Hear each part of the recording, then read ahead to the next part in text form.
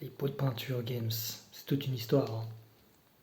Eh bien, salut la compagnie. Aujourd'hui, comme vous avez pu le voir dans le titre de la vidéo, je vais vous donner un petit tips, une petite astuce maison sur comment ramener à la vie vos pots de peinture qui ont complètement séché. Mais alors là, complètement séché. Vous pouvez le voir, hein, c'est vraiment...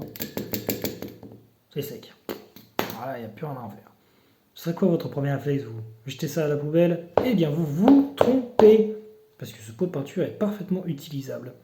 Allez, on va voir ça tout de suite. Alors, pour ramener vos pots de peinture à la vie, la première chose à faire, et c'est très très important pour la suite, vous abonner à la Julio Caverne. Et oui, il faut savoir, lorsque vous êtes abonné à la Julio Caverne, vos pots de peinture ont plus 50% de résistance à la canicule. C'est très très important. Trêve de plaisanterie. La première chose qu'il va falloir faire lorsque vous voulez nettoyer vos pots de peinture et ramener vos pots de peinture à la vie, c'est déjà vous munir d'un petit couteau ou de tout autre objet tranchant. Et on va nettoyer un peu tous les bords qu'il y a là. Vous voyez toute la merde qu'il y a là.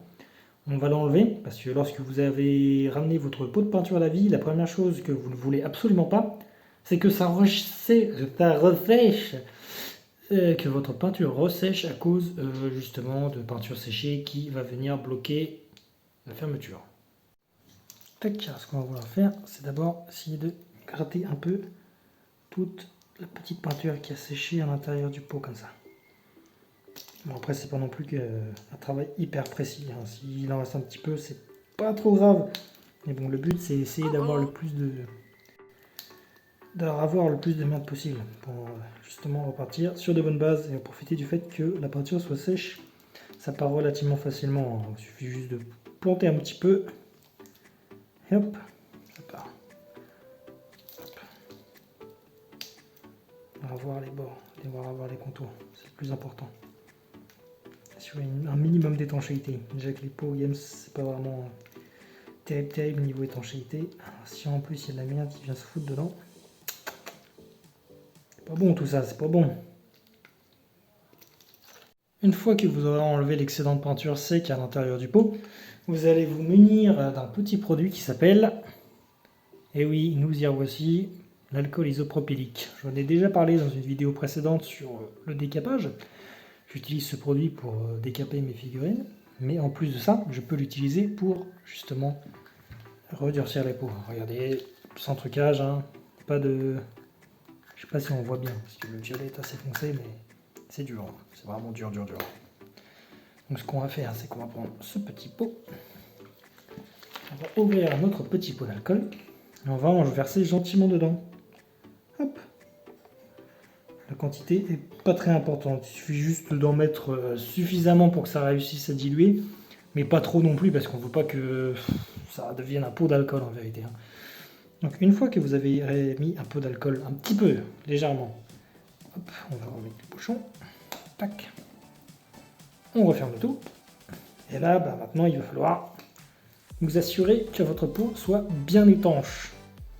Justement, très important, c'est pour ça qu'on a enlevé la merde sur les contours. Une fois que ceci est fait, et on secoue, tout simplement. On secoue, on mélange.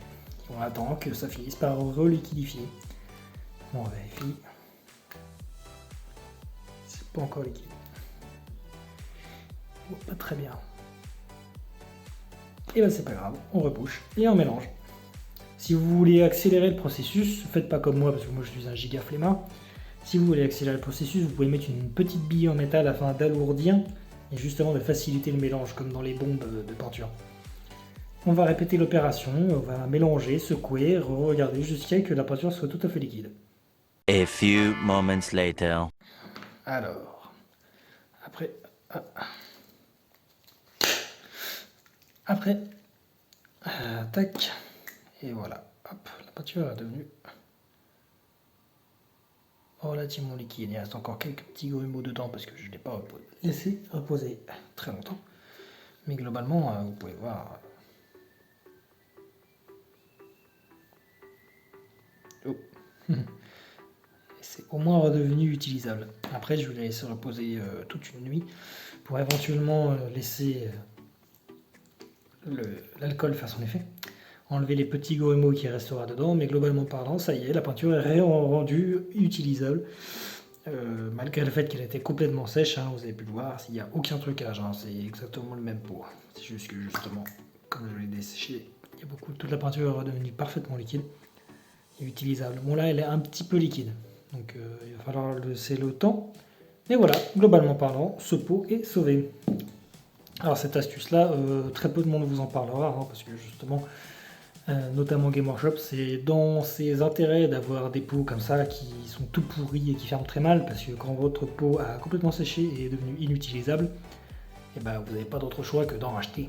Ah, parce que maintenant avec cette astuce, il vous suffit de vous acheter un petit litre d'alcool et vous avez des pots qui dureront jusqu'à que le pot soit vide en fait. Ça évitera d'avoir mon pot j'ai utilisé 2 fois, il reste ça dedans mais il est complètement sec. Et bah c'est pas grave, un petit peu d'alcool et on est reparti. En tout cas j'espère que la vidéo du jour vous aura plu, ou au moins qu'elle vous aura informé, qu'elle vous aura appris quelques petites techniques de marouflage dans le hobby afin de garder plus longtemps vos peintures qui auront séché cet été. Si la vidéo vous a plu, n'hésitez pas à lâcher un like, un commentaire, à vous abonner, ça fait toujours plaisir.